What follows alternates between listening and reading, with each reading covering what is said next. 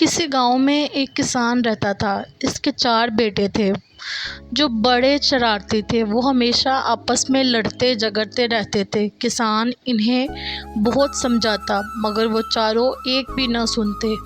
اب کسان بوڑھا ہو گیا تھا تو اس نے سوچا کہ اپنے بیٹوں کو اتفاق سے رہنے کی ہدایت کرنی چاہیے۔ چنانچہ ایک دن اس نے سب کو اپنے پاس بلایا اور کہا کہ پتلی پتلی چھڑیوں کا ایک گٹھا لاؤ۔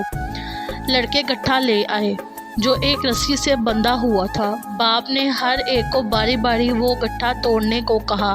سب نے الگ الگ زور لگایا مگر ان میں سے کوئی نہ توڑ سکا۔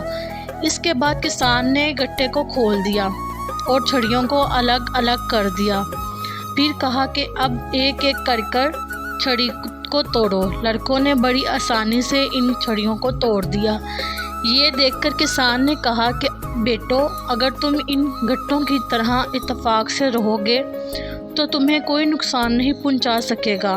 اگر تم میں نااتفاقی ہوگی تو تم ان چھڑیوں کی طرح علیحدہ علیحدہ ہو جاؤ گے اور تمہیں ہر شخص نقصان پہنچائے گا۔